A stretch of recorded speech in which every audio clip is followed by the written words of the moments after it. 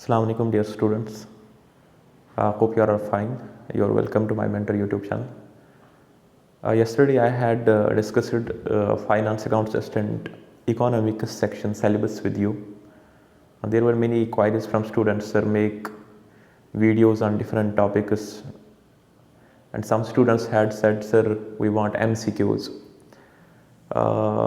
MCQs are not possible from my side, because in economics we see when you know the concept you can give answer to your question. This is not the subject where you can fight with MCQs only. So please try to understand these concepts which are given in your syllabus, and then you can make answer out of your own. So you cannot rely on MCQs in case of economics section. Maybe in Indian economy you can find one or two MCQs, but as far as indifference curve is concerned, monetary policy is concerned, national income is concerned, Reserve Bank of India's role, role is concerned. So you need to understand them first, then you can give the answer. Or demand analysis is concerned. So I will try to do in this video one thing. I will give you brief introduction about monetary policy, because that is very important topic of your syllabus. I will not give full lecture on that, but synopsis of monetary policy, small tips about monetary policy, so that a layman, a student who doesn't know about economics, he can at least understand it and he can tick correct option there in his exam or in other exams as well, because there are many exams where you will face economics and monetary policy, especially KSIS exam. So basically monetary policy, my dears, it's a macroeconomic policy. Macroeconomic means the policy that impacts whole economy. That's an aggregate policy. जो सारी economy को impact करता है उसको बोलते हैं macroeconomic. So monetary policy सारी economy पे इसका impact आ जाता है. It's a macroeconomic policy framed by Reserve Bank of India through its monetary policy committee. So every word is important that I am uttering here. I don't write it on board, so every word is important. That is framed by Reserve Bank of India through its monetary policy committee to maintain price stability in the country. इसका motive होता है monetary policy का, economy में price stability रहे. Now what's price stability? Economy में ना inflation हो ना ही डिफ्लेशन हो, ना ज़्यादा बहुत प्राइसेस ऊपर जाने चाहिए ना ही ज़्यादा प्राइसेस नीचे आने चाहिए. तो इन दोनों को बैलेंस करने के लिए हम मॉनेटरी पॉलिसी लाता है रिजर्व बैंक ऑफ इंडिया. तो फिर क्या आता है, एग्जाम्स में आते हैं, what are the different tools of monetary policy. So we have quantitative tools of monetary policy and qualitative tools. Quantitative tools means something which can be measured, qualitative which we can feel. So in quantitative tools of monetary or quantitative instruments of monetary policy, we have the first one that is very important, cash reserve ratio. Second, statutory liquidity ratio. Third, bank rate. Fourth, repo rate. Fifth, reverse repo rate. Sixth, open market operation. And seventh, marginal standing facility. So please remember all of these 6 quantitative measures. So there will come which among the following is not a quantitative measure. So you know these 6. So you can pick the one that's not quantitative measure, and there can come which among the following is a qualitative measure. So among qualitative measures of monetary policy, you should remember there is margin requirement. Second one is moral suasion. Third is credit rationing, and fourth one is direct action. These 4 you have to remember from qualitative side. So if you remember qualitative 4, rest of all are quantitative instruments of monetary policy. So they can ask a question which is the quantitative tool or quantitative instrument or qualitative tool, qualitative instrument of monetary policy. Done till here. Then you will see what does cash reserve ratio mean, what's its importance in monetary policy.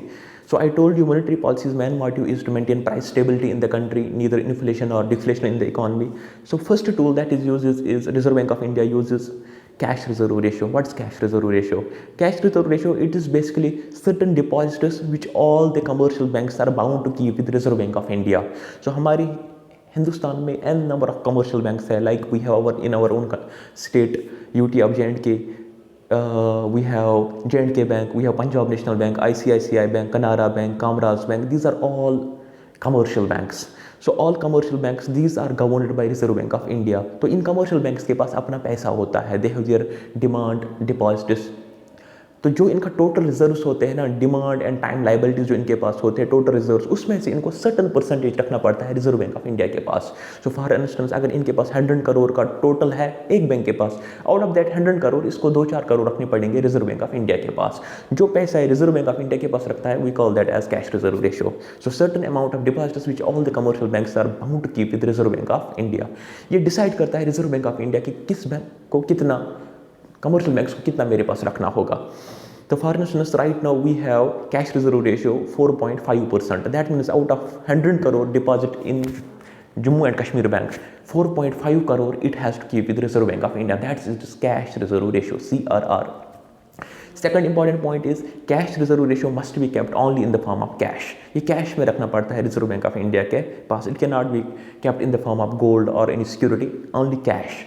Third MCQ that can be asked is in cash reserve ratio, once the commercial bank keeps this money with the Reserve Bank of India, they don't earn any interest on it. इनको कोई interest इस पर नहीं मिलता है. तो ये MCQ आया है UPSC एग्जाम में.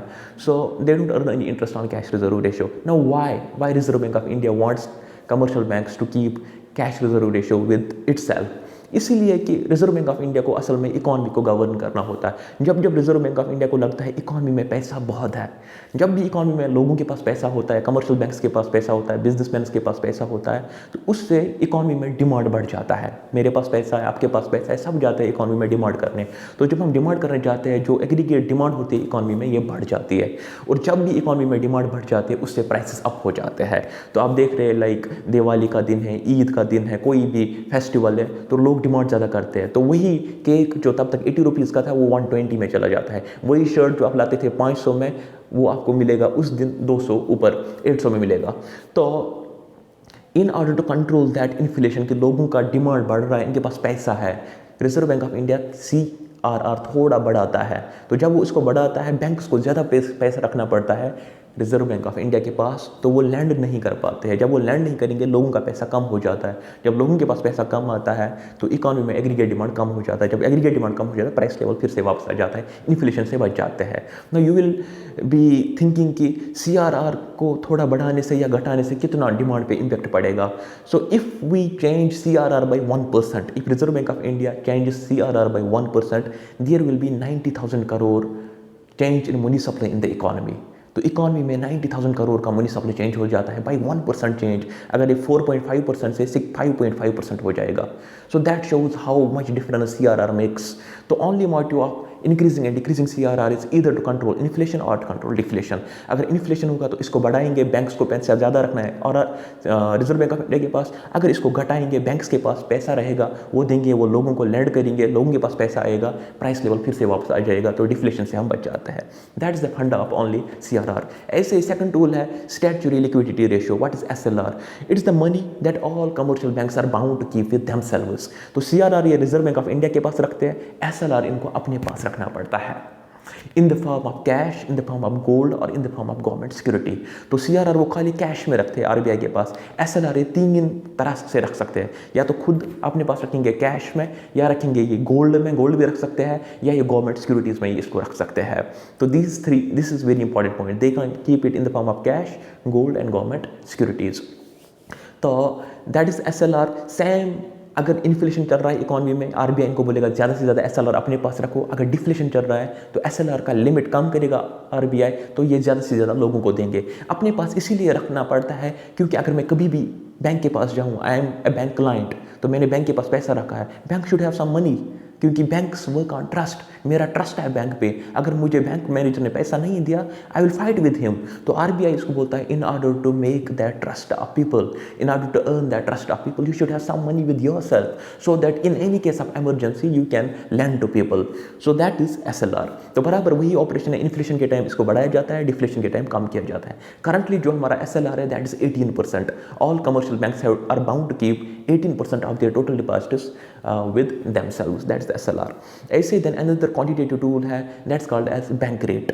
जैसे मैं गया बैंक के पास, पैसा लिया मैंने बैंक से, मैंने लोन लिया, मुझे इंटरेस्ट रेट देना है ना. ऐसे ही अगर कमर्शियल बैंक जाएंगे रिजर्व बैंक ऑफ इंडिया के पास, इनको लोन लेना है RBI से, तो इनको इंटरेस्ट देना पड़ता है, उसको बोलते हैं bank rate. So it's the rate of interest that reserve bank of India charges from commercial banks for providing them long term loan facility. जब RBI बैंक्स को लॉन्ग टर्म लोन फैसिलिटी देता है, उसके लिए जो इंटरेस्ट रेट ये charge करता है from commercial banks, we call that as bank rate. तो whenever reserve bank of India wants to decrease money supply, ये बैंक रेट को बढ़ाता है ताकि बैंक्स मेरे से लोन ना ले। Whenever reserve bank of India wants to fight deflation, तब ये बैंक रेट को कम करता है, so that banks can get easy loan facility from RBI, वो देंगे लोगों को लोन, तो डिफ्लेशन फाइट हो सकता है।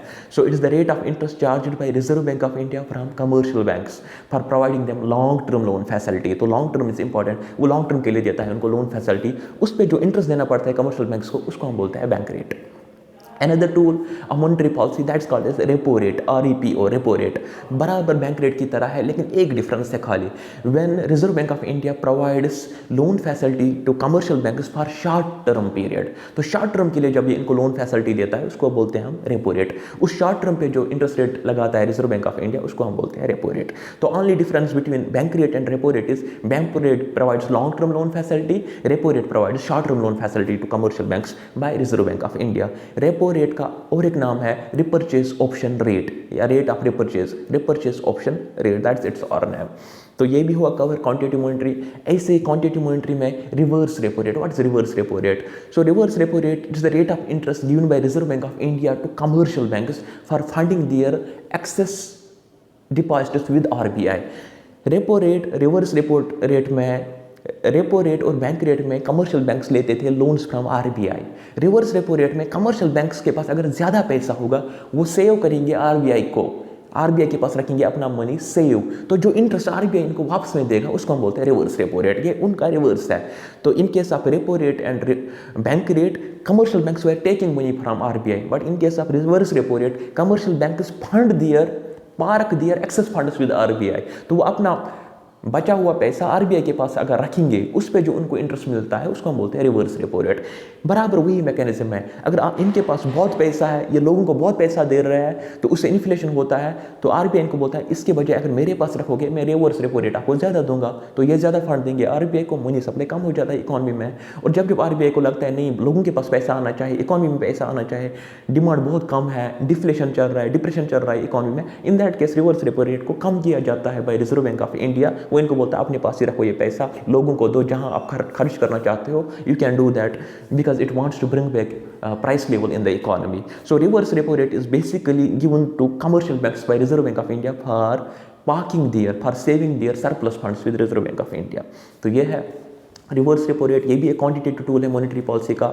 ऐसे मेरे dears another quantitative tool of monetary policy होता है open market operation. Open market operation का डेफिनेशन है buying and selling of government securities on the open market by reserve bank of India. तो जब reserve bank of India government securities को buy and sell करता है, तो government security is basically a piece of paper, उस पर लिखा होता है 10,000, 1 लाख की सिक्योरिटी है, अगर मैं आज ये सिक्योरिटी ले रहा हूँ, 1 साल बाद वापस दूंगा आरबीआई को, मुझे 1 लाख पे 1 लाख का 5,000 मिलेगा, 5,000 मुझे नफा मिलेगा, प्रॉफिट मिलेगा, क्योंकि उस पर वही लिखा होता है after 1 year you will get for this government securities this much amount. तो मैं परचेज करता हूँ गवर्नमेंट सिक्योरिटीज को। तो ऐसे ही जब reserve bank of India in government securities को ओपन मार्केट में बाई और सेल करता है उसको हम बोलते हैं ओपन मार्केट ऑपरेशन। तो ये सीधे क्वेश्चन आता है एसएसबी एग्जाम में, buying and selling of government securities in the open market means open market operation, bank rate, repo rate, reverse repo, वो ओपन मार्केट ऑपरेशन कहलाता है। तो जब भी रिजर्व बैंक ऑफ इंडिया को लगता है कि इकोनॉमी में इन्फ्लेशन चल रहा है, वो ओपन मार्केट में ज़्यादा से ज़्यादा सिक्योरिटीज को सेल करता है, वो लोगों को ये पेपर देता है, कागज देता है, उनसे पैसा वापस लेता है। So that is important point that can be asked in the exam. So in case of inflation RBI sells government securities to commercial banks, to private persons, and जब भी इसको लगता है लोगों के पास पैसा नहीं है, इनके पास खाली सिक्योरिटीज अब बची है, सो एट दैट टाइम वो बाई करता है गवर्नमेंट सिक्योरिटी, वो इनको पैसा देता है, इनसे पेपर वापस लेता है, तो पैसे से वापस इन्फ्लेशन आता है इकोनॉमी में। तो buying and selling of government securities in the open market is known as open market operation. ऐसे ही another quantitative tool of monetary policy होता है मेरे डियर्स मार्जिनल स्टैंडिंग फैसिलिटी। तो marginal standing facility quantitative tool of monetary policy, it has been started from 2011 तक ये tool हम use नहीं करते थे, आरबीआई करता था। आरबीआई वाई बैंक्स को लगा कि जब भी हम आरबीआई के पास जाते हैं लोन लेने, कोई भी फंड लेने, तो इसमें टाइम लगता है, तो but their clients have less time at times, तो उन्होंने बोला आरबीआई को हमें कम टाइम में लोन मिलना चाहिए, तो RBI got this tool marginal standing facility when RBI gives overnight loan facilities to commercial banks. एक सिंगल नाइट में उनको लोन फैसिलिटी प्रोवाइड करता है। When RBI gives overnight loan facility to commercial banks, the interest rate charged on those overnight loan facilities is known as marginal standing facility। तो ये MCQ आया था एस्टेंट registered cooperative JNK UT में जो exam हुआ standard registered cooperatives का, ये आया था when RBI gives overnight loan facility to commercial banks, it's called as bank rate, repo rate, reverse repo rate, marginal standing facility, it is known as marginal standing facility. जब overnight loan बहुत कम time में उनको loan facility मिलता है तो उसको हम बोलते हैं मार्जिनल स्टैंडिंग फैसिलिटी। 2011 से RBI ने ये वाला टूल भी स्टार्ट किया। I hope you got quantitative tools of monetary policy. ऐसे ही होते हैं मेरे dears qualitative tools of monetary policy. Qualitative tools में पहला होता है मार्जिन रिक्वायरमेंट, वेरी इंपॉर्टेंट। मैं एक एग्जाम्पल से समझाऊंगा, छोटी एग्जाम्पल दूंगा, you will understand margin requirement. So margin requirement क्या होता है मेरे dears? It is basically the difference between the value of property and the loan amount given by bank to its client. You will not understand the difference because I know ये technical है। तो जब भी आपको bank से loan लेना होता है तो रिजर्व आप किसी भी कमर्शियल बैंक के पास जाते हैं, वो आपको बोलते हैं अगर आपके पास गवर्नमेंट मुलाजिम आपके साथ गारंटर नहीं है तो अगर आपके पास कोई प्रॉपर्टी है you can attach that property, we will provide you the loan. आपके पास बाग होता है, शॉपिंग कॉम्प्लेक्स होता है, तो बैंक उसी को रखता है बंद। The value of your property for instance is 20 lakh. Now you are expecting bank will give me loan not 20 lakh. Bank आपको बोलता है नहीं हम 20 lakh का लोन आप नहीं दे सकते हैं, we will give you 12 lakh loan. तो वहाँ पे गैप बन गया ना 8 लाख का। वो 8 लाख होता है the gap between value of your property and the actual loan given by commercial bank to you. That gap is known as margin requirement. तो बैंक क्यों नहीं देता आपको 20 लाख के बराबर? कल अगर आपकी प्रॉपर्टी का वैल्यू कम हुआ, बैंक कहाँ से लाएगा उसका वो पैसा? अभी आपका ज़मीन है 20 लाख का, मे बी वॉर हो जाएगा तो value of your property will fall, तो वो उस रिस्क को पहले ही कवर करता है बैंक। अगर ये 12 लाख में भी हो जाएगा तब भी हमने 12 लाख ही दिए, अगर 15 लाख का 3 लाख का तब भी हमें बच रहा है। तो उसको हम बोलते हैं margin requirement, the gap between value of your property that you have given to the bank and actual loan given by bank to you, there is 8 lakh का गैप, उसको बोलते हैं मार्जिन रिक्वायरमेंट। जब जब कमर्शियल बैंक्स को लगता है हमें लोन ज़्यादा नहीं देना है लोगों को, तब वो इस मार्जिन रिक्वायरमेंट को बढ़ाते हैं, वो गैप को बढ़ाते हैं। वो बोलेंगे 20 लाख प्रॉपर्टी पे खाली 10 लाख का लोन देंगे। और जब जब उनको लगता है नहीं लोगों को लोन देना है, अभी डिफ्लेशन चल रहा है इकॉनमी में, डिप्रेशन चल रहा है, लोगों के पास पैसा नहीं है, तब बैंक वहीं से मैनेजर आपको कॉल करेगा, हे डियर फ्रेंड आपको हम लोन दे रहे हैं अभी, चलो अब 10 लाख के बजाय आपको 14 लाख दे रहे हैं लोन। तो उनको ऊपर से इंस्ट्रक्शन मिला होता है रिजर्व बैंक से कि मार्जिन रिक्वायरमेंट का गैप को थोड़ा कम करो, तो don't keep it big, keep it low, तो आपको मिलेगा तब 20 लाख की प्रॉपर्टी पे 16 लाख का लोन। That's margin requirement. तो ये एक क्वालिटेटिव टूल है मॉनेटरी पॉलिसी का। ऐसे credit rationing put ceiling limit on the loan to the clients. एक सीलिंग लिमिट लगता है कितना लोन देना चाहे। फॉर इंस्टेंस आपको हाउसिंग लोन लेना है तो आपको कमर्शियल बैंक का मैनेजर बोलेगा आप खाली 10 लाख ले सकते हैं। आप बोलेगा सर 10 लाख से कहाँ बनेगा मेरा हाउस? वो बोलेगा हमें ऊपर से इंस्ट्रक्शन है from reserve bank of India, we can not give loan beyond 10 lakh for housing purpose. So when there is ceiling limit on the loan put by the banks we call that as credit rationing। तो इसमें rationality लाई जाती है। ऐसे मेरे dears we have another one that's called as moral suasion। So moral suasion means when Reserve Bank of India on moral grounds persuades the commercial banks to maintain these rates to follow monetary policy. क्योंकि कभी कभार commercial banks in rates को अच्छे से follow नहीं करते, उससे inflation हो जाता है इकॉनमी में या डिफ्लेशन हो जाता है इकॉनमी में। उनको सेव रखना था RBI के पास, अपने पास रखना था SLR, तो कभी कभार वो इधर उधर करते हैं, 5% के बजाय 4% ही रखते हैं, तो उससे इकॉनमी में प्रॉब्लम्स हो जाती है। तो moral grounds reserve bank of India tries to persuade all the commercial banks to follow rules and regulations of monetary policy so that economy will not get hit. तो जब मॉरल ग्राउंड्स पे वो उनको persuade करता है उसको हम बोलते हैं मॉरल सुएजन। तो ऐसे होता है डायरेक्ट एक्शन। जब कभी कोई कमर्शियल बैंक या बहुत सारे कमर्शियल बैंक्स मॉनेटरी पॉलिसी के रूल्स एंड रेगुलेशंस को फॉलो नहीं करेंगे, ultimately reserve bank of India एक स्टेप इनके खिलाफ लेता है, that is direct action. He kicks out that bank from the banking system. तो उसका जो लाइसेंस होता है उसको खत्म किया जाता है, वो बैंक नो मोर रहता है स्केड्यूल्ड कमर्शियल बैंक। तो वो बैंक के पास फिर लोग सेव नहीं करेंगे, उसके पास कोई ट्रस्ट नहीं रहेगा लोगों का, क्योंकि Reserve bank of India delicenses that bank because it's not following the guidelines of monetary policy. तो मैंने नटशल में कोशिश की इन तमाम पॉइंट्स को समझाने की। तो जिस स्टूडेंट ने ऑलरेडी पढ़ा होगा monetary policy, I hope this video will be very helpful to him और हर। तो ऐसे आपको ये चीज़ें याद रखनी है, व्हाट इज़ द डिफिनीशन। और इन्फ्लेशन के टाइम ये सब बढ़ाए जाते हैं, डिफ्लेशन के टाइम ये सब घटाए जाते हैं।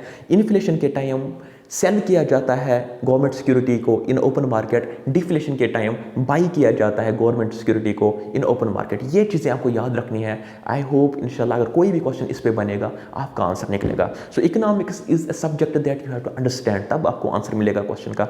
बाकी कोई MCQ खाली चालू करेगा, I don't think that will be helpful for him और हर इन SSB exam of current level और इन JK PSC और एनी अदर एग्जाम। तो आपको समझना है चीज़ को, खुद आपको आंसर मिलेगा फिर। तो अब एक और पॉइंट इसमें आपको याद रखना है कि रिजर्व बैंक ऑफ इंडिया ने इसके लिए बनाया है मॉनेटरी पॉलिसी कमेटी। तो monetary policy committee basically frame करता है हमारी जो ये रेट्स है BCRR, SLR एंड ऑल। तो मॉनेटरी पॉलिसी कमेटी के बारे में आप थोड़ा खुद पढ़ लेना। उसका चेयरमैन रहता है रिजर्व बैंक ऑफ इंडिया का गवर्नर, डिप्टी गवर्नर भी उसका मेंबर होता है, और एक RBI का ऑफिशियल उसका मेंबर होता है। 6 मेंबर्स होते हैं, 3 from reserve bank of India, 3 are from government of India. तो RBI के जो मेंबर्स रहेंगे they are all well knowing, जिनको इकोनॉमिक्स का पता होता है। RBI का चेयरमैन खुद होता है शक्तिकांत दास, एक डिप्टी चेयरमैन रहेगा उसका मेंबर, और एक ऑफिशियल फ्रॉम RBI। 3 ऑफिशियल्स रहते हैं फ्रॉम गवर्नमेंट ऑफ इंडिया जो फ्रेम करते हैं हमारी मॉनेटरी पॉलिसी के रेट्स को। लेकिन जो 3 गवर्नमेंट ऑफ इंडिया है के मेंबर्स होंगे, they must be people knowing economics, जिनको इकोनॉमिक्स की अच्छी खासी नॉलेज है। उसमें जो पॉलिटिशियंस है, MLA होगा, कोई MP होगा, they can not be member of monetary policy committee, या कोई IAS ऑफिसर रिटायर है, he can not be member of monetary policy committee. वो देख लेना आप, मॉनेटरी पॉलिसी कमेटी के बारे में थोड़ा पढ़ लेना। 2015-16 से स्टार्ट हुआ मॉनेटरी पॉलिसी कमेटी। सो आई होप अगर ये चीज़ें आप दिमाग में रखोगे इस टॉपिक के बारे में, इंशाल्लाह you be able to give answer to the question that can be framed on monetary policy. तो I will try to bring little discussion on other topics as well. Time की पॉजिटिव है मेरे पास, I can not make MCQs, I can not give lecture on board, but I hope अगर कोई अच्छा student है जिसने पढ़ा है इकोनॉमी को तो उसको हेल्प मिल सकता है। फॉर हिम और her I am trying to make this videos so that at least he और she can fight in the exam कि हाँ इसमें ये है, ये क्वांटिटेटिव टूल है, ये क्वालिटेटिव टूल है। तो कभी कभार बेसिक क्वेश्चन आता है, which is a qualitative tool, which is a quantitative tool, what is CRR, ऐसा क्वेश्चन भी आता है। See you in my next video, till then take care, bye, may Allah bless you all, अल्लाह हाफिज़।